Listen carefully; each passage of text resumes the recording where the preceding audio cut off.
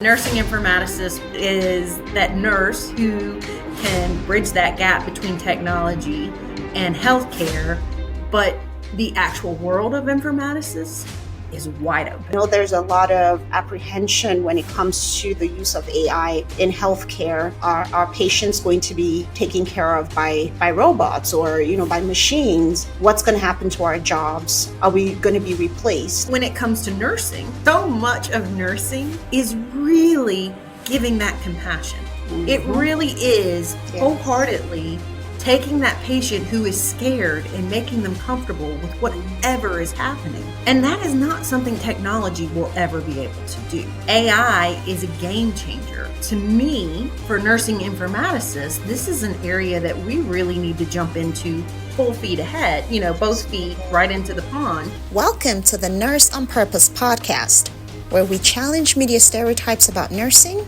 and spotlight the incredible and diverse roles nurses play in healthcare. I'm your host, Nello. Every week, I'll be joined by a nurse who is reshaping the narrative. From frontline care to leadership, education, innovation, and beyond. Our aim is to show the world that nursing is so much more than what we see on TV. Together, we'll explore how we can collaborate with media and other stakeholders to create authentic and inspiring portrayals of nurses. Let's begin the conversation and ignite change, one episode at a time. Hello, everyone, and welcome to the show. I hope you're all doing well. Thank you again for joining me, allowing me into your space. Once again, I'm your host, Nello, and my guest today is another example of the diverse roles that nurses can play in healthcare. Robin M Gadd-Lane is a nurse informaticist. And, for those of you who don't know what that is, kind of like me, don't worry, we're going to get into it. With 19 years in healthcare, Robin has worn several hats, including caregiver, change agent, innovator, and nurse leader. She consistently drives the use of technology to improve patient care and streamline clinician workflows. She has spearheaded several successful initiatives, including telehealth technology integration and standardized clinical communication across diverse teams. Outside of her professional work, she's a dedicated wife and mom who enjoys traveling, just like me, exploring the outdoors, coaching elementary robotics, reading, and spending quality time with her family. She's a proud graduate of the University of South Carolina and also holds a Master's of Nursing Informatics from Walden University. I am so glad to have Robin Gadd-Lane as a guest on my podcast. Welcome, Robin. Hey, thank you for having me. Awesome. So today we're going to be discussing all things nursing informatics, right? Because I think people have a general idea. At least I'm speaking for myself. I have a general idea. I know nurse informaticists, they implement EMRs in hospitals and things like that. But my understanding is actually quite limited about what a nurse informaticist does on a daily basis. So I wanted to learn from you more about this topic. And that's why I've really just wanted to have you on the podcast so you can share with people that may also have a limited idea like myself, right? So can you just tell us just very simply, what does a nurse informaticist do? So, in the most simplest form, nursing informaticists, their primary role is they are bridging the gap between clinical and technical, right? Mm-hmm. They are not necessarily, it's kind of funny. It's hard to define it into one simple thing because just like nursing, and there are many, many roles within nursing. There are many, many roles within nursing informatics. And what I mean by that is you have some nursing informaticists who go to the line of becoming application analysts, where they actually do build and they write code and they're very comfortable in that world and they like that world. You have others who go into training and they spend a bulk of their time really just building out the training with that technology and making sure staff is comfortable with the technology that's being rolled out. And then you have others who, like myself, who specialize in understanding the technology and understanding the clinical workflows, bridging them together so that one, I can help steer the technology so that it actually benefits the clinicians that are using it, but then also working with clinicians to understand that with technology, there has to be some standardization. There has to be set processes, and while customization is nice, it's not something that you want to do a ton of. So it's helping them find out what it is that they really do need to focus on and what they need technology to help them better their working fields, right? A lot of times I spend a lot of my time really just understanding the problem. What is the problem? And then how do I look to technology to solve it? And to be fair, technology can't solve all problems. I really hate when folks think that technology needs to fix everything, because it can't. There are a lot of things that still need human interaction and need the human practices and the policies and procedures to guide folks versus the technology. Yeah. But I also, right now, and in the world of informaticists, this is kind of like the golden age in the fact that, yes, I have spent much of my career helping implement EMRs. Then I moved into roles where I was integrating technology with EMRs. And now we're coming into the world of AI. And AI is a whole new ballgame. And it really affects the whole facet of healthcare, not just the bedside nurse, but it also affects the management nurse, the doctors, the clinicians, the techs, contact centers. When you look at healthcare, finance, marketing, all of them, AI is a game changer. And so to me, for nursing informaticists, this is an area that we really need to jump into full feet ahead, both feet right into the pond. Absolutely. Because it is going to continue to open up and grow. Yeah. And no, AI will never replace healthcare. It's not going to replace us, but it can 100%, if trained appropriately, help alleviate the burden that a lot of healthcare clinicians feel like they have at the bedside when it comes to documentation or opening up resources because you don't have enough resources to answer phones or go through some basic things, and AI can help with that.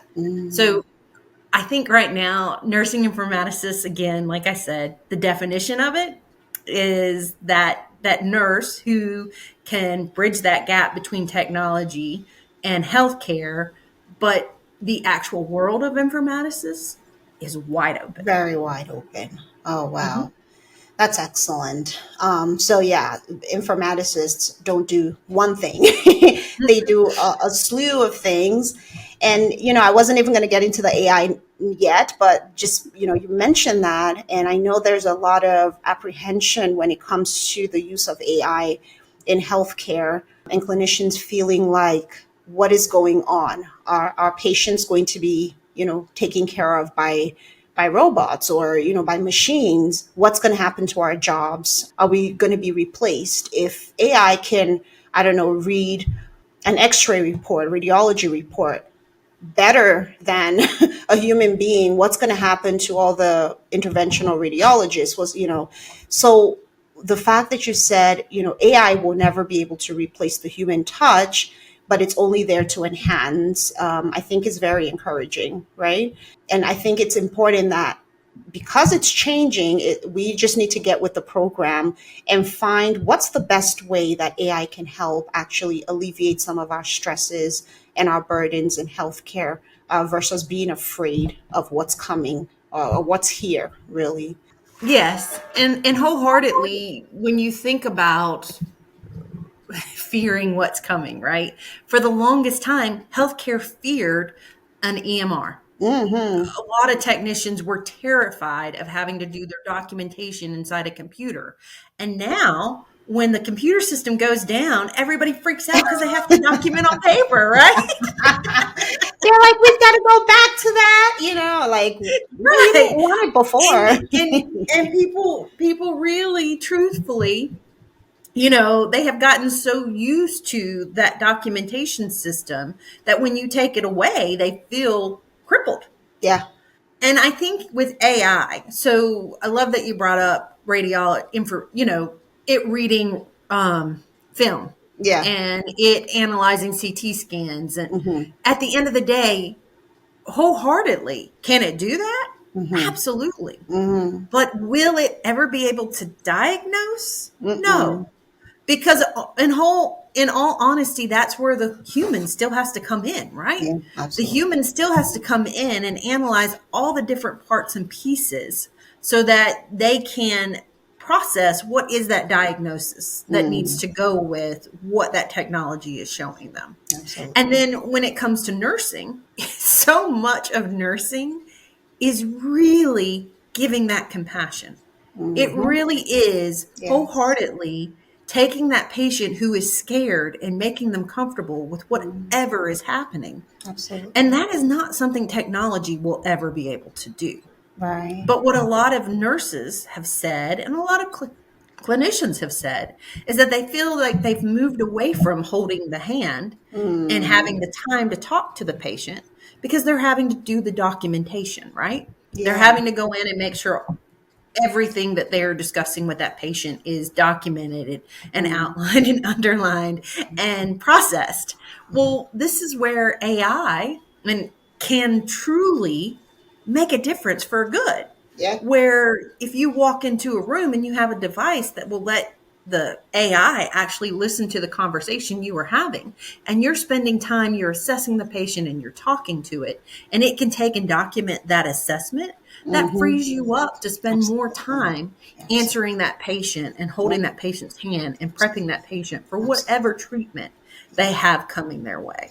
And that is a big part of nursing and medicine that I think over the years we've lost, not intentionally, but just because in order to keep up with costs, we have to see more patients, even in a practice, right? They have to see more patients. They have to make sure they cut everything down to a 15-minute interval, get that patient in, get that patient out. When patients are admitted, we don't want patients here for days. We want them here for 1 to 2. Yeah. So you've got to do everything that you used to do in a matter of days, shrunk down to 24 hours. Yeah. So how do you still do that and keep that human connection? And I think this is where AI can make a true difference. Absolutely. I think this is where we shouldn't fear it. Yeah. We should study it.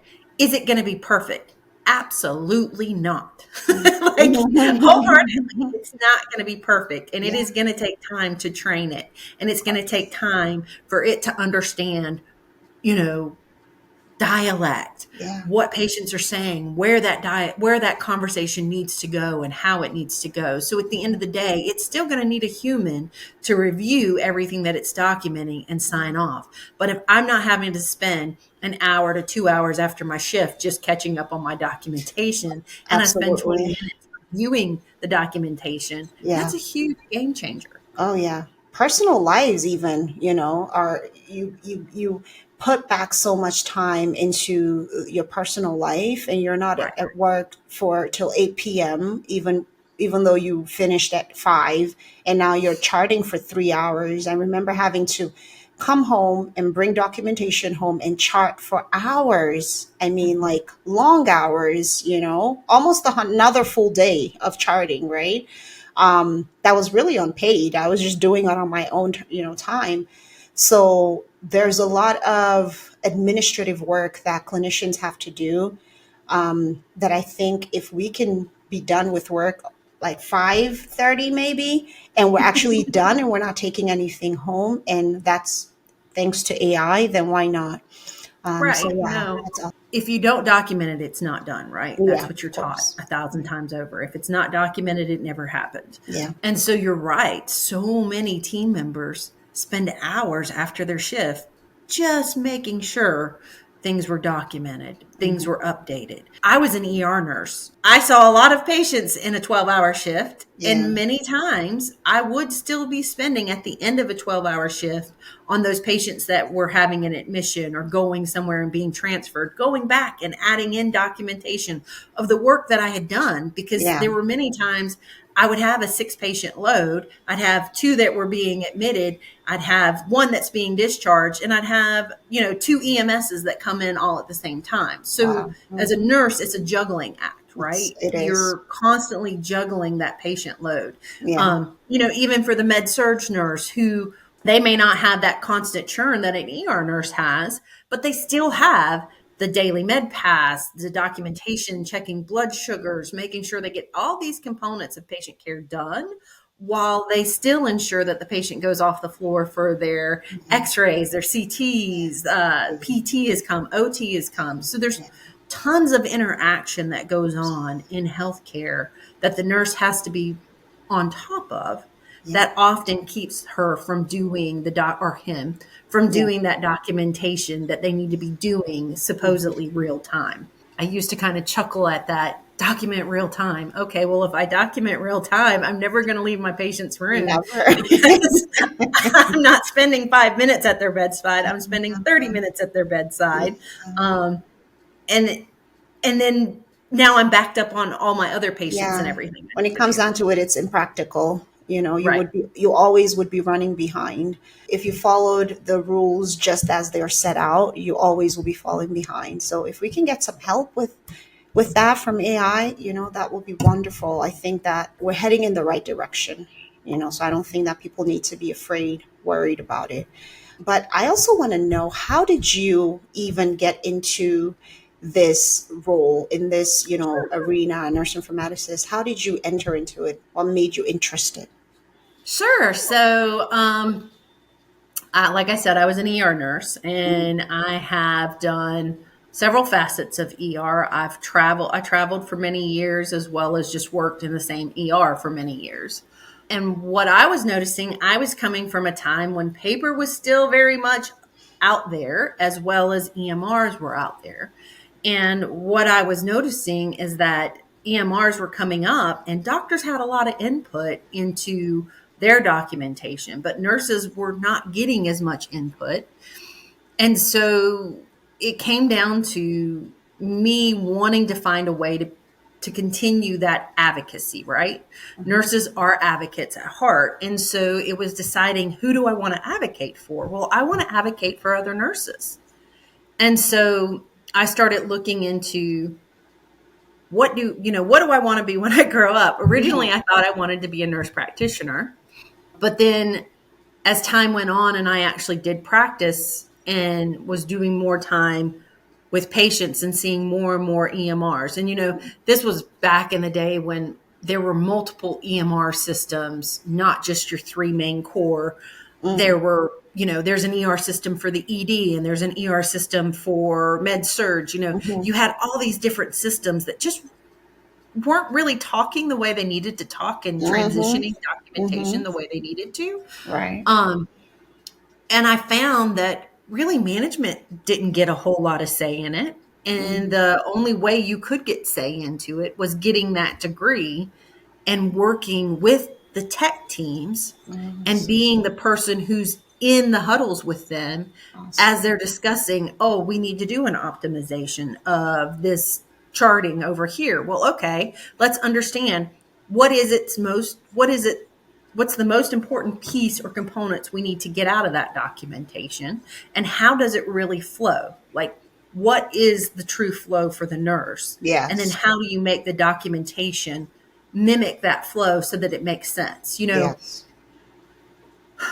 I know so many times nurses would have to go from one screen to another. This screen to document my IV, this screen to document my fluids, this screen to document my assessment.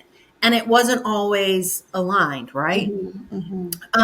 But then you work through the technology and in your assessment, you should have a place for the IV. You should have a place for fluids. You should have a place for your MAR, and let it all be in that system and then feed out to those other systems instead of making the nurse bounce back and forth between all the different screens. That's what led me to it. Like I said, if you don't document it, it never happened, right? So you've got to make that documentation make sense. It can't be this random piecemeal thing that the nurse has to go and search and constantly try to figure out well, where do I document this piece? And if I document it here, does it flow here? And if I do an S bar, where does that documentation live? And oh, can I not just get my system to document my S bar for me and populate it so that I can just read from it? There's so many parts and pieces to the actual documentation system that really needed a nurse's voice. Absolutely. And so that's what made me go down the path of informaticist. You know, I looked into management, I looked into nurse practitioners, and then I really thought technology is not going away. It is going to keep coming and it's going to keep being in our faces. So if I want to make a difference, I have to study something that gives me the ability to work with technology. And that's what made me choose informatics over anything else. I also find it fascinating that people will ask, well, how do you feel not dealing with patients anymore? But what they don't understand is everything you do affects all the patients. Like we have to think about how everything reflects for a whole population. Yeah. And it's not just one patient or the 6-patient load. Now it's when you look at OB, it's all of OB. What am I doing to this documentation to make it better for these nurses who care for OB or surgery or just the whole healthcare population in general? Even in ambulatory, one of my roles allowed me to be a coordinator for a health system. And being that coordinator, I had to learn all the different roles inside of a health system. So not just ER, but med surg, labor and delivery, OR. And then I also had to learn ambulatory. And there is a ton of regulation and documentation change that goes for ambulatory that is not even in the world of the healthcare acute side of the house. So I will say that informatics opens your eyes to the whole system. Yeah. And it gives you a broader perspective of healthcare in general and how healthcare is so important and vital prior to the patient coming in, as well as how do you make sure the patient gets what they need when they leave, right? Absolutely. How do you get that whole 360 view and make sure that 360 compass of that patient is getting everything they need? And I think nursing informaticists have a great opportunity at being at the table and helping lend their expertise in creating that 360 view. That's amazing. So needed, like you said. Nursing voices sometimes are not as loud, and we're not often at the table when big changes are happening in the healthcare systems where we work. They just happen and then we're told about them, right? But I think just putting your foot in the door and saying, you know what, I'm coming in and I want to do this for the nursing population because we need it. And then other people see that and start to say, you know what, that's true. We do need to make this change for our population because our workflows and bouncing from one screen to the next is only wasting more time that we could have been spending with the patients. And you said something that, I thought was really interesting. When you mentioned the OB nurse or, the nurse in the ambulatory care center, did you have to consult with other nurses to understand theirs? Okay, good. You're not. Because how do you know as an ED nurse how the flow goes with this other department and that other department? I'm assuming you had I had to do a lot of shadowing, a lot of time, So funny. My first informaticist role, my very first informaticist role was to build the technology around care plans. Well, as an ER nurse, I was in the ER for 12 years before I went over and started doing this care plan. I hadn't seen a care plan since nursing school. Right. So to then tell me, hey, guess what? You're going to be responsible for care plans for all the system. Oh, cool. What? And so I had to go and spend time with the nurses in those different roles. And then I had to go buy, I am literally not kidding you. I went and bought a book on care plans so that I could refresh my brain on, how do care plans work again? What makes sense here? Yeah. But yes, I did a lot of shadowing. And I will say OB nurses, labor and delivery nurses, I have a newfound respect for them. And the reason being is I got to see just how much documentation is on their shoulders and just how much they have to do to, make sure both patients are cared for, both patients are documented on, and mom has all her needs, and newborn baby has all their needs, and all the things that go on with women's health that they need to be a part of and that they need to document and they need to have knowledge on. I will honestly say, being that coordinator and shadowing the radiology nurses, the OB nurses, the ambulatory nurses, and learning all the different things that they do really opened my eyes and my mind up to how many facets of nursing there really is out there, and the regulatory laws and rules and everything that governs all of this. As a nursing informaticist, yes, you have to learn those things. Yes, you have to be aware, because you wholeheartedly may be changing something, and you need to understand all the regulatory and policies that affects, and make sure it lines up when you're doing that change. So it's a very heavy hat that you may wear that you don't realize you're wearing it because you're just doing your job.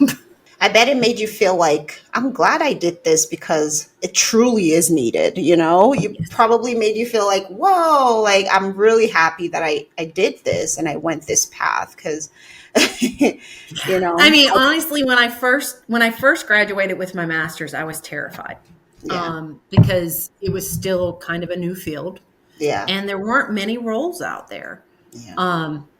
But just like nursing, and I say this wholeheartedly, just like nursing, your first nursing job is a really hard job for you to get. I don't care what anybody says. I get that we have shortages, but for some reason, hiring a new nurse straight out of school, health systems don't like to take a chance on them. One experience, how are you going to get it?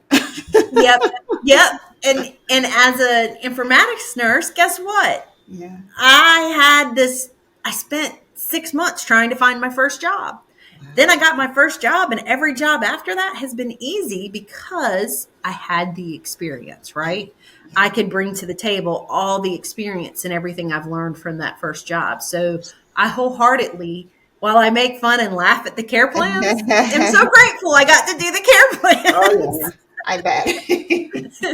That's awesome. So talking about it, getting your first job, how can a nurse get into the field of informatics? Do you have to get the master's degree, or is there any kind of certification? What would you recommend? So, in the field of informaticists right now, there is the master's degree. There is a certification, but I think even for the certification, they're looking for you to have that degree. I would say for nurses that want to get into this role, you don't have to get into this role with a master's degree. Yeah. Meaning that you wholeheartedly can fall into this role because you're bridging that gap already. Yeah. You're doing some job that is allowing you to bridge that gap. And if you find you really like it, then invest and get that master's degree. And once you do that, in your master's degree, you have to build a portfolio. Yeah. You have to walk away and you have a portfolio of whatever your master project was that you have to turn in at the end. Personally, build yourself a portfolio off of that so that you can highlight that while you might be a new grad, based on your internship, you did X, Y, and Z. And the major project that you brought forth was this. I find wholeheartedly, I think that was what helped me get my first job. Yeah. And as I've moved through my career, that is something that I just keep, because you learn and do so much in this field that it's good for you to keep track of your accomplishments. I think as nurses, that's something we forget about. We do not toot our own horn. Not enough. It is right. It's not something that comes natural to us. And when we have successes, we usually contribute it to a whole, right? And we don't look at where did we play the part in that success. It's very hard for us. And that has been something that I've struggled with my whole career, is recognizing while I was a part of a team, I helped it be successful because my expertise or my thought process is what helped guide that team to do X, Y, and Z. And because of that, we were successful. Even nurses who work with patients at the bedside, they still don't toot their horn, right? Mm-hmm. They don't talk about the work that they do and how much they make a difference in that patient's life that they care for and the certifications that they get. I personally just, think that is a part of nursing. We wholeheartedly are that group that we do so much for a patient, but we do it in the shadows. Yeah. And unlike the providers and the nurse practitioners and the APPs, the PAs, they drop charges for the work they do, right? Mm-hmm. But nursing, we don't really drop charges for the work we do. We don't count the work that we do as something that's billable. And maybe that's something we need to look at, because wholeheartedly, we are the person who's monitoring that patient, the person that's advocating for that patient, the person that's making sure that provider gets all the updates that they need. And we are the ones that are educating that patient. We are the ones that are moving the patient through the process. Absolutely. And we're doing it all behind the scenes. And everybody thinks that it's, everybody puts a lot of emphasis on the providers, and they should. Providers are wonderful. We wouldn't have healthcare without our providers, but providers couldn't do what they do without nursing. Absolutely. And I think that is a scope that often gets lost in a lot of conversations. I love that. Sorry. I love that. I just love where that went, because that is like my entire message. And you just articulated it so well. It's the unseen nurse, right? Someone is at the background getting everything done. And everyone wants to feel recognized. It's not because we want to be proud or whatever, but it's just that we want to feel seen, recognized. And, the Commission for Nurse Reimbursement now, I don't know if you're aware of that, that movement that I think it's Rebecca Love, Marian Leary, and a host of other people put together, that we want to be reimbursed for our work, right? In a billable way, just like the providers are getting. And hopefully, that gets passed. But yeah, it's being worked on already. And it was a petition that a lot of people kind of had to sign and, push to Washington. And they went on to, I think they had like a conference or something like that. But yeah, I think people are now paying attention to the fact that nurses too would like to be reimbursed for all the things and all this labor and all the work and all the clinical skills that we're putting into the patient's health care, right?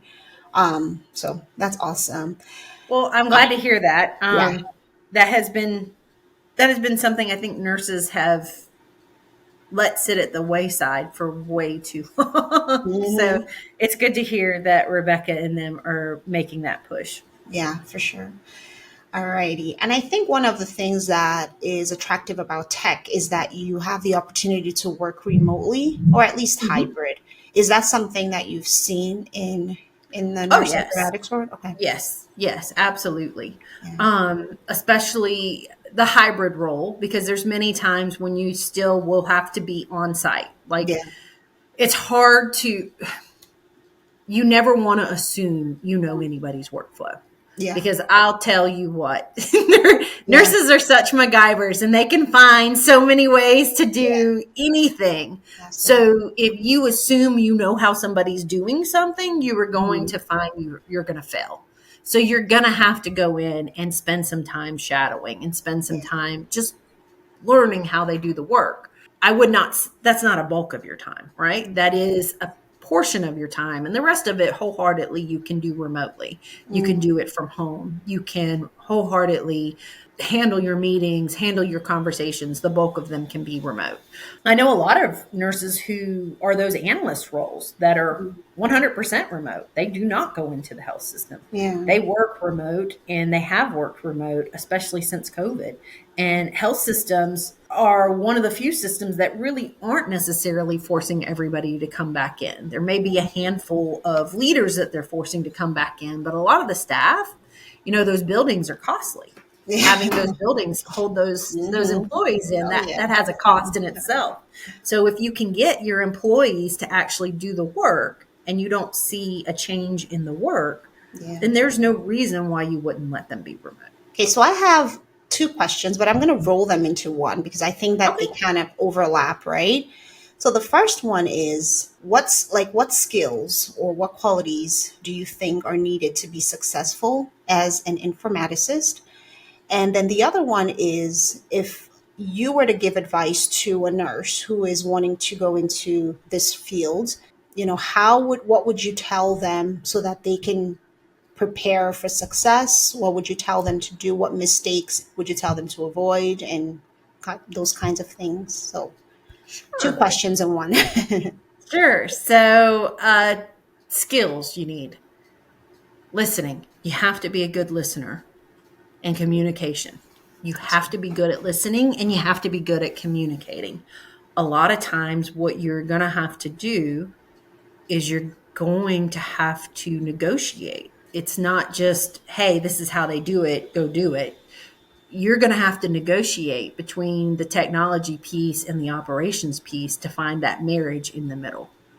So if you don't mind doing the negotiations and you don't have a problem having those conversations and working with people, because there are going to be times that there's pushback on both sides. And so you are the one that's going to have to navigate how to get past the push and how to move people forward. It's not always easy dealing with people and dealing with this is my way and this is my way. And we've got to marry somewhere in the middle is never an easy thing to do.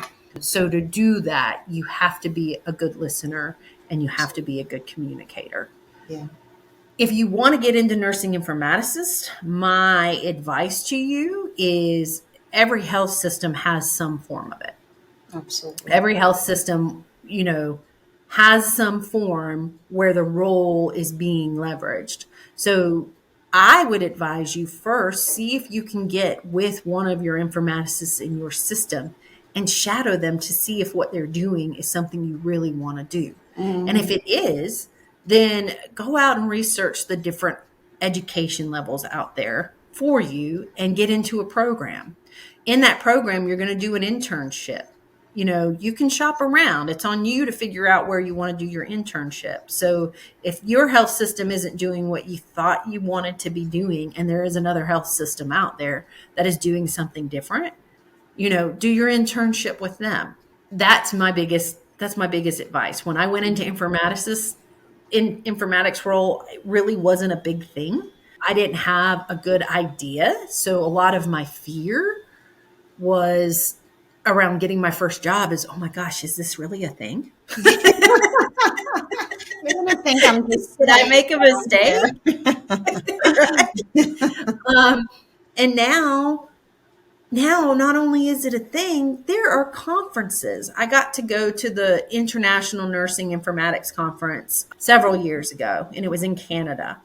And oh my gosh, opening my eyes to seeing how healthcare is being done across the world and how informaticists get to see that view and bring that back home so that wholeheartedly. Phones were a big thing in Africa before the rest of us got onto phones. And so, that is funny.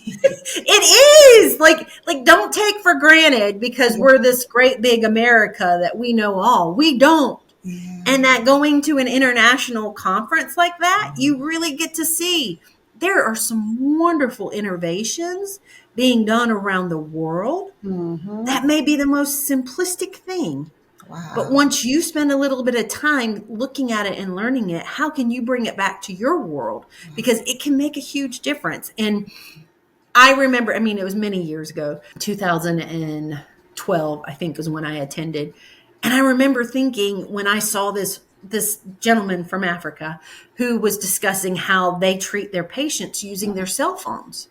It took us until COVID to start treating patients in the United States, really getting comfortable with doing technology through a cell phone to treat our patients.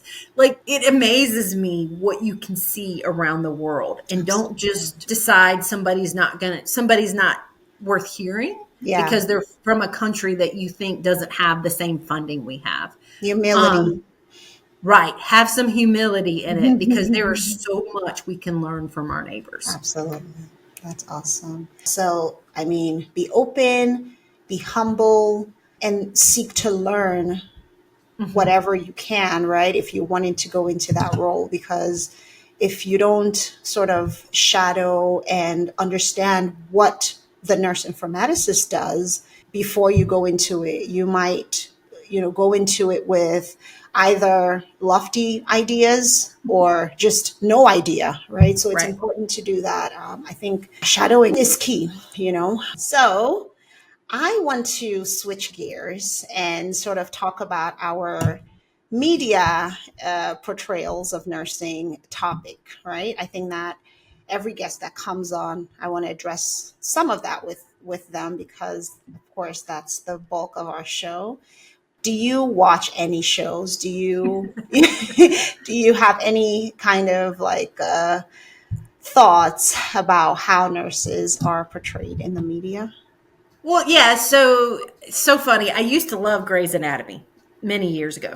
I know it's still on. I don't watch it anymore, but I used to love Grey's Anatomy, and I would sit there with my girlfriend. She and I would always watch it together. And I would joke with her, okay, that they're having the doctor do, that's really what the nurse does. That's not what a doctor does. And oh my God, I've never seen a resident do X, Y, and Z. What are they portraying here? So you have to, I watched that one, and I watched Nurse Jackie. Again, to me, with Nurse Jackie, it focused on Nurse Jackie, but it focused on a drug addiction. It didn't focus on actually the positive sides. I used to laugh because I also watched Scrubs. Did you ever used to watch that comedy show? And personally, Scrubs had one of the better nursing characters on there, and they did a better job. A comedy show did a better job of actually showing a role of a nurse than these dramatic shows that really, truthfully, they wanted to highlight physicians, and I get that. But there's so much physicians do that you could really highlight the physician and really highlight the nurse, right? And highlight the partnership between them. There is a true partnership between nurses and physicians that has to be there. There is a trust that has to be there that no television show I've seen truly has tried to highlight that. Yeah. I think, honestly, if I was to do a television show around nursing, I would do a MacGyver show, right? Let's show how many times nurses can't find an IV pump, so we're taking a tourniquet and tying it to a hook and hooking a bag to it, and then working out a drip and attaching it to our patient, right? How many times have we had to jimmy something to make it work so that we could get care to our patient? I think that, truthfully, where's your nurse MacGyver? That would be my show. Oh, yes, because that was going to be my next question. I was going to play that fun game with you, but you beat me to it. So Nurse MacGyver, oh my goodness. Yeah, we're pitching that. Because they exist. I mean, I think every day a nurse has to find a way to create some kind of solution. The innovation is not endless.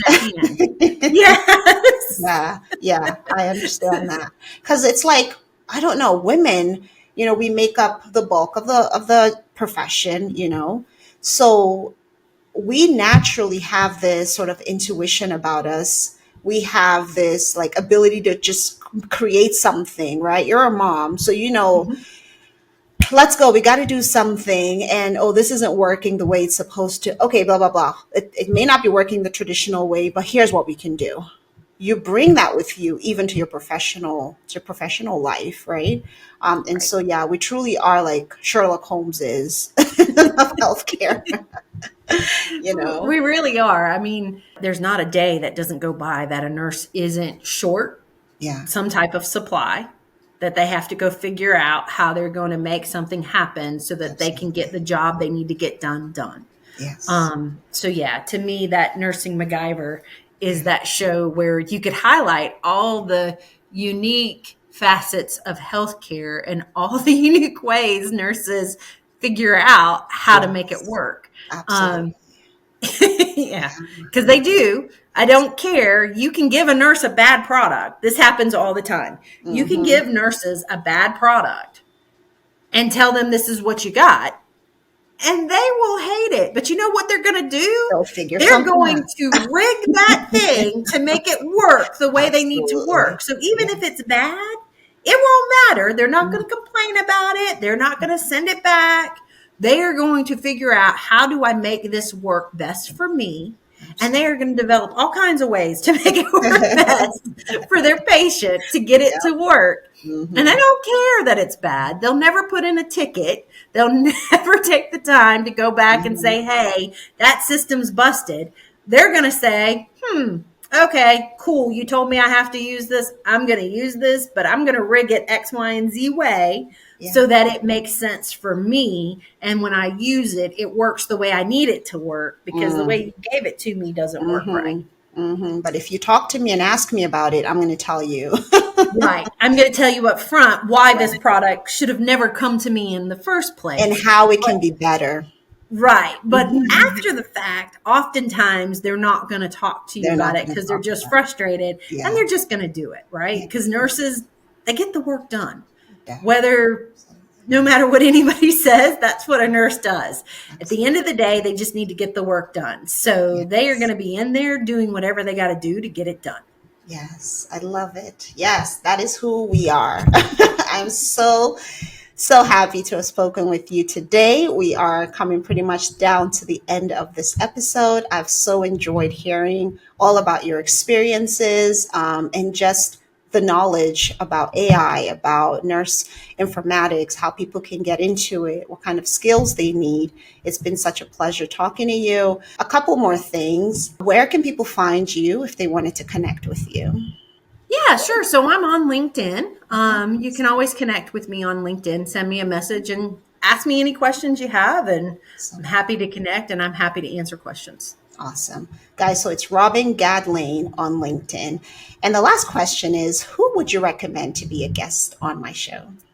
So, I think an interesting field that a lot of people don't think about is nursing triage. Nursing triage is a world that a lot of people, when you talk about remote jobs, don't know that there is a remote job out there that is leveraging a nurse's skill to analyze a patient over a phone. So if I was to give you a person that I think would be a great connection point, I would tell you to reach out to Wendy Watson. Wendy Watson. Is that? Okay. Wendy Watson, if you're watching, I'm going to reach out to you. Thank you so much, Robin. It's been such a pleasure having you here. Guys, please give it up for my guest, Robin. And be sure to connect with her on LinkedIn if you have any questions about becoming a nurse informaticist. And it's been such a joy, such a pleasure talking with you. And guys, thank you for watching. I'll see you on the next one. Bye-bye. Bye-bye. Thank you, everybody.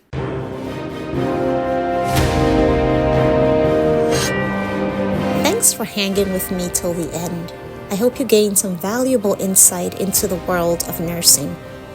If today's episode inspired you, please like, subscribe, and share with someone who needs to hear about the amazing work nurses are doing. Let's keep breaking stereotypes and reshaping the narrative together. I'll see you next time.